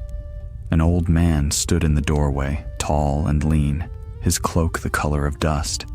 His hair was white as bone, his eyes sharp as frost. "Who are you?" Corin asked.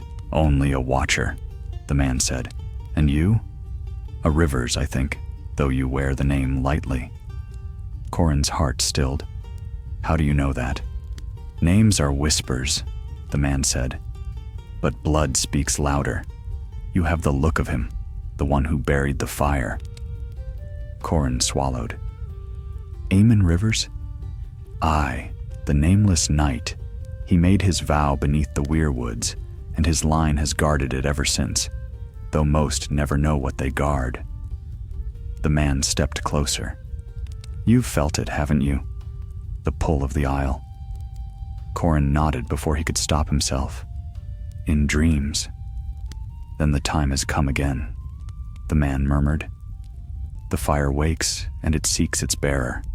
Whether you serve it or destroy it will be your choice." Corin drew back. "Why me?" The old man smiled faintly. Because the blood remembers. It always does.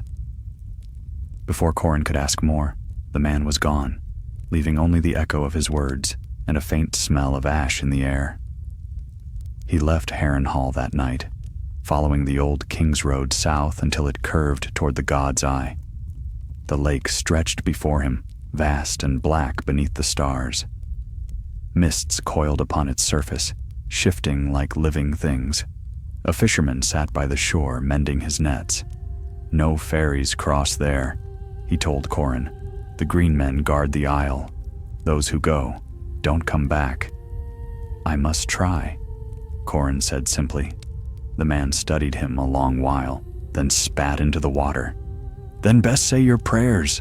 The gods old and new have little mercy for fools. Corin borrowed his boat and pushed off into the mist. The oars cut soundlessly through the water. Above, the moon had turned a deep, bruised red, the bleeding moon of the letter's warning.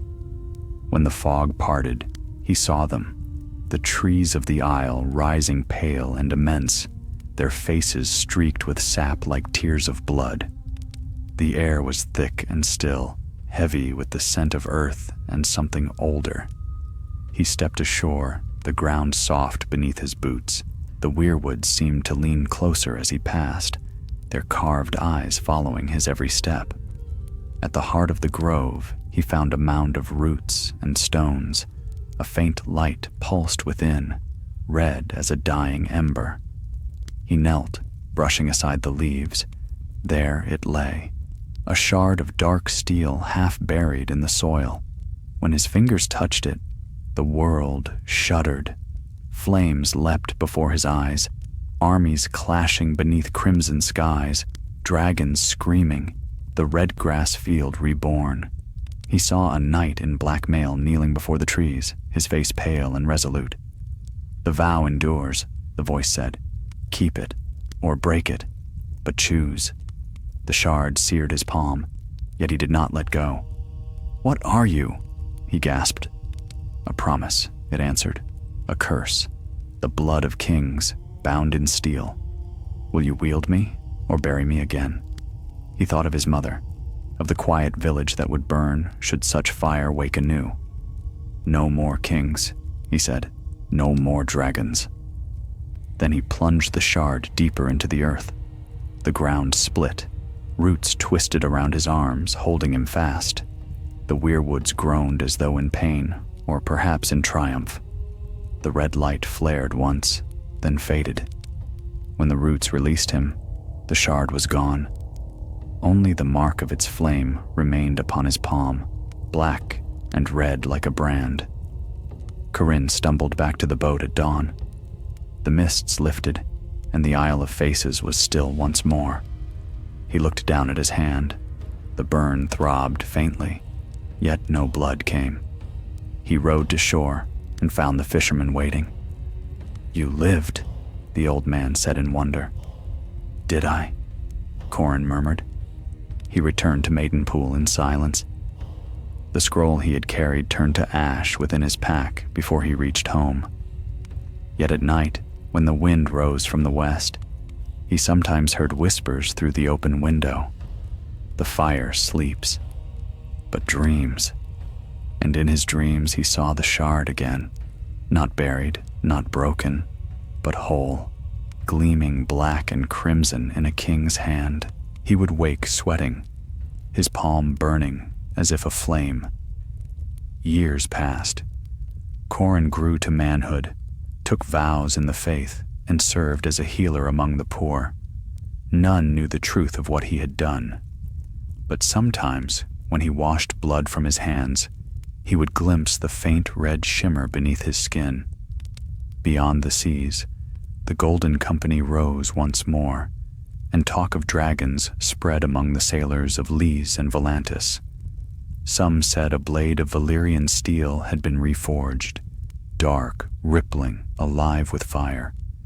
And in the citadel of Old Town, a gray maester studying by candlelight paused as the air grew hot, his ink melting in its pot.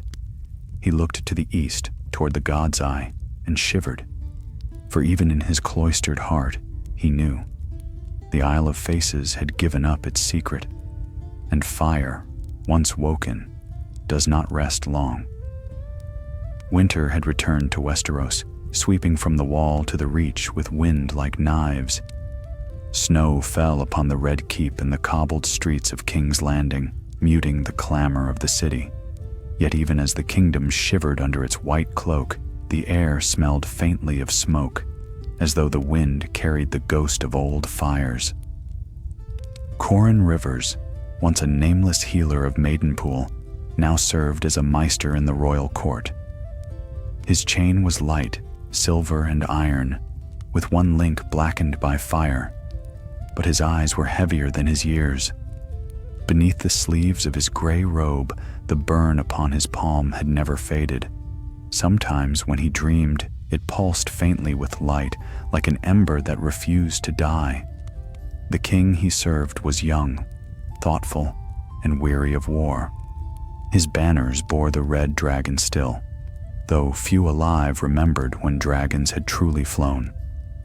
Corin advised him on healing and lore, avoiding the higher intrigues of the court.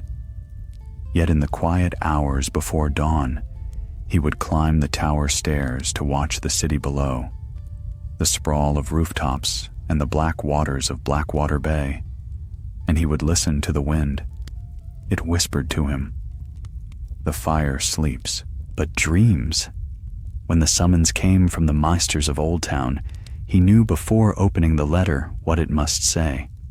"Strange lights have been seen upon the god's eye," the Archmaester had written. "The lake burns beneath its surface. Ravens sent there do not return. We request your counsel, for none alive know that place better than you." Corin closed his eyes. He had hoped the isle would keep its silence, but no fire, once kindled, sleeps forever. He left that night, riding north under a sky thick with snow. The road to the Trident was lonely, the villages half abandoned, their fields gray with frost. Rumors followed him nonetheless, of a black sword seen in the east, of sellswords whispering the name Blackfyre once again. At an inn near Harrenhal's shadow, he heard two men arguing over ale. "They say the sword's been found," said one. "A knight of the Golden Company carries it. Steel black as midnight, blade that burns when it cuts." "Old tales," said the other. "Demon's line is dust." "Then what of the flame in the lake?" The first man's voice dropped to a whisper. "They say it's calling for him, for the true heir." Corin rose quietly, left a coin on the table and slipped into the cold night. His horse waited by the frozen well, breath steaming. "I buried you once," he murmured to the unseen fire beneath the snow. "I'll do so again if I must." By the third night, the god's eye lay before him, vast and black under the winter moon. The mists were thicker than he remembered, coiling like smoke across the lake's surface. Yet far to the center, a faint red glow pulsed through the fog, spreading ripples of light like blood through water. He tethered his horse to a tree and stood upon the shore. The hound that had followed him from Maidenpool, old now, its muzzle gray, whined softly and pressed close to his leg. "Aye," Corin said, kneeling to stroke its head. "You remember too." He found a fisherman's boat half buried in the ice and pushed it into the water. The wood groaned, but it held. He rowed slowly, each stroke breaking the mirrored surface, the light ahead growing stronger. When at last he reached the isle, the trees loomed like white sentinels. The faces carved in their bark wept frozen sap, red and glistening. Beneath their boughs, the snow was stained dark as rust. Corin stepped ashore, his breath misting before him. The hound followed, paws silent in the snow. The light came from the clearing at the isle's heart, where once Sir Aemon Rivers had made his vow. It pulsed from beneath the earth, casting the roots in crimson shadow. And there, half buried in the soil, stood the sword. not a shard now, but whole, its blade dark as obsidian, its edge alive with faint fire. The air around it trembled. Corin sank to one knee. "It should not be," he whispered. The sword's flame flared, and a voice filled the clearing, deep and cold, echoing through the trees. "Yet it is." The faces in the weirwoods seemed to twist, their mouths opening wider. In the light, he saw them, not only the trees, but the shadows within them. Eamon Rivers, kneeling in armor darkened by blood. Shiera Seastar, her eyes like broken gems. Even Brynden Rivers, pale and thin, his red gaze unblinking. "You kept it sleeping," Corin said. "Why wake it now?" "Because the world wakes," Eamon's shade answered. "The blood of dragons burns again across the sea. Fire calls to fire." "I am no dragon," Corin said fiercely. "I am a man, and I choose peace." "Then end it," whispered Shiera's voice. "End it forever." The sword quivered, the flames within it brightening. Corin reached for the hilt. The moment his hand touched the steel, pain seared through him, white, pure, endless. Visions poured into his mind, dragons rising from shadow, cities aflame, thrones melted like wax. He saw men in golden armor crossing the sea, and a child with silver hair and red eyes standing upon a field of ash. "Break the chain," said Bloodraven's ghost, "or it will bind the world anew." Corin lifted the sword. Its weight was terrible. He turned toward the weirwoods. The red sap upon their bark gleamed like open wounds. "I end it," he said, "in fire as it began." He drove the blade into the frozen heart of the earth. Light burst outward, blinding and white. The ground shuddered. The trees screamed, not in rage, but in release. Flames raced along their roots, devouring frost and soil alike. The mist ignited, and the lake itself caught fire, burning from beneath like molten glass. The hound barked once, its cry lost to the roar. Corin felt himself falling, into the fire, into the roots, into silence. When dawn came, the Isle of Faces was gone. Only a ring of steam rose from the heart of the god's eye, and the lake's waters glowed faintly red beneath the ice. In the villages along its shore, fishermen swore the earth had trembled, and that the faces carved in the trees along the banks had closed their eyes. In King's Landing, a raven arrived at the citadel, its wings scorched. The message it carried was simple, written in a hand none could trace. "The fire sleeps no more." Years later, old sailors told of strange lights flickering beneath the god's eye, like embers stirring in the deep. And in the east, beneath the banners of a red and black dragon entwined, an army began to gather once more, their captain bearing a sword said to have been born from the lake itself. The maesters called it madness, the small folk called it doom, but in the dreams of kings and bastards alike, one phrase returned again and again, carried on the wind that swept from the trident to the sea. The vow endures. Fire to fire, blood to blood, and thus ended the long slumber of the dragon's curse. For in the dark heart of the world, fire never dies. It only waits for the breath that will wake it again.